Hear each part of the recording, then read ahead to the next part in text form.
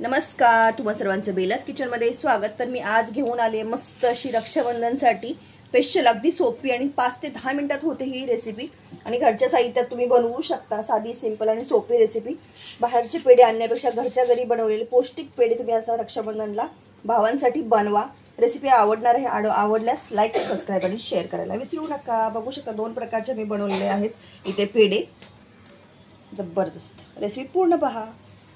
रक्षाबंधनसाठी अगदी 5 ते 10 मिनिटात होणारी ही रेसिपी आहे। अगदी सोपी, सिंपल आणि कोणीही बनवू शकतं। गॅसची गरज नाहीये तुम्हाला।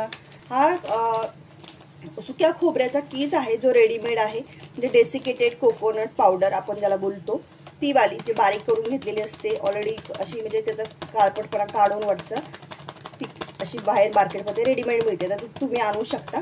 तर इथे मी 1 वाटी घेतला। हा बघू शकता नारळाचा कीस हा आहे आणि एकदम असं बारीक आहे, असंच हवं आहे आपल्याला। अजून 1 कप घेतो आपण।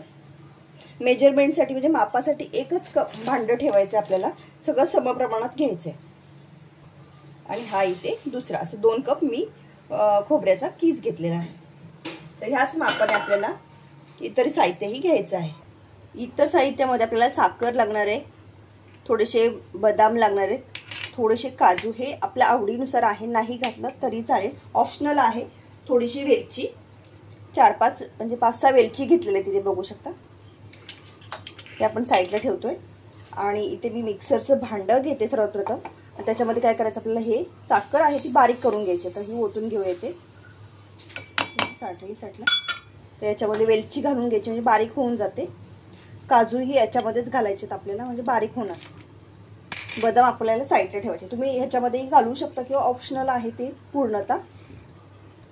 इथे ही बारीक झाली, हे बघा मस्त अशी साखर तयार झाली, पण म्हणजे पिठी साखर तयार झाली। आता ही गोड किती घालायचं हे आता आपल्यावर डिपेंड आहे, तुम्ही किती गोड खाता याच्या डिपेंड। आणि त्याच्यामध्ये वेलची घातल्यामुळे त्या मस्त एवढी चव आली आहे ना, मस्त जबरदस्त। तर आता हे काय करायचं आपल्याला, जो नारळाचा आपण कीस घेतलेला आहे त्याच्यामध्ये हे आपल्याला घालायचं आहे। हे बघू शकता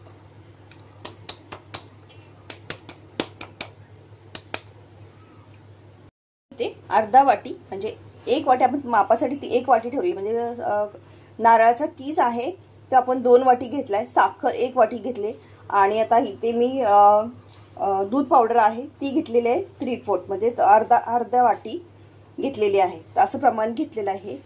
हे सगळं मिक्स करायचं। आता हाताने मिक्स करा किंवा चमच्यानेही मिक्स केलं तरी चालेल।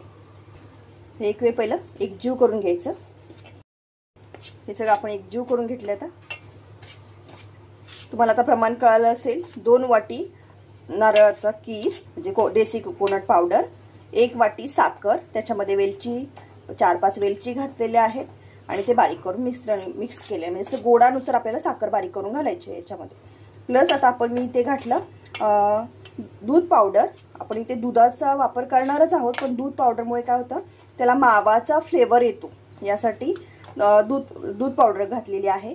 आणि ती किती घातली मी, अर्धाच वाटी घातली, म्हणजे 1 वाटीपेक्षा कमी। तर असं सगळं प्रमाण घेतलेलं आहे, तुम्ही अशाच प्रमाणे बनवून पहा। आता हे मिक्स करून झाले। इथे अर्धा वाटी दूध घेतलेलं होतं, म्हणजे अर्धा कप घेतलेलं होतं, त्यातलं बघू शकता अगदी थोडं, म्हणजे 2 ते 3 चम्मच, आपलं जे खायचे चम्मच असतात त्यात 2 ते 3 चम्मच दुधामध्येच हे सगळं मळून झालेलं आहे, तयार झालंय। तर अशा प्रकारे हे तयार करून घेतलाय गोळा। हा बघू शकता, हातालाही जास्त चिपकलं जात नाही एकदा गोळा तयार झाला की। हे बघू शकता। आता आपल्याला जसा ह्याचा शेप हवा त्या प्रकारे तुम्ही पेढे बनवू शकता किंवा गोल गोल आकारचे शेप बनवू शकता। असे वेगवेगळ्या प्रकारचे शेप मी ते तुम्हाला करून दाखवणार आहे। सर्वात प्रथम आपण काय करूया, रक्षाबंधन येते ना, रक्षाबंधनासाठी भावासाठी आपल्याला पेढे बनवायचे आहेत। रक्षाबंधन स्पेशल असे तुम्हाला ज्या शेपमध्ये गोल, चौकोनी, त्रिकोणी कसे हवेत तसं तुम्ही बनवू शकता। हा बघ मस्त असा हा मलाई पेढा तयार झालाय। हा रक्षाबंधनासाठी स्पेशली अगदी सोपा आणि सिंपल रेसिपी, पण टेस्टी एवढी जबरदस्त, सगळ्यांना आवडेल अशी आहे। तर हे आता बनवायचं आपल्याला सगळ्याचे शेप्स वेगवेगळे। तर इथे पाहू शकता मी 4 रोल तयार केलेत आणि एका डब्यामध्ये दुसरीकडे गोल असं पेढ्या टाईप तयार करून घेतलेले आहेत। तर इथे बघू शकता मस्त अशी आपली मिठाई रक्षाबंधनसाठी तयार करायला आपण इथे सेट करायला ठेवूया फ्रीजमध्ये ठेवून द्या आणि परत नंतर आपण इथे सेट करूया।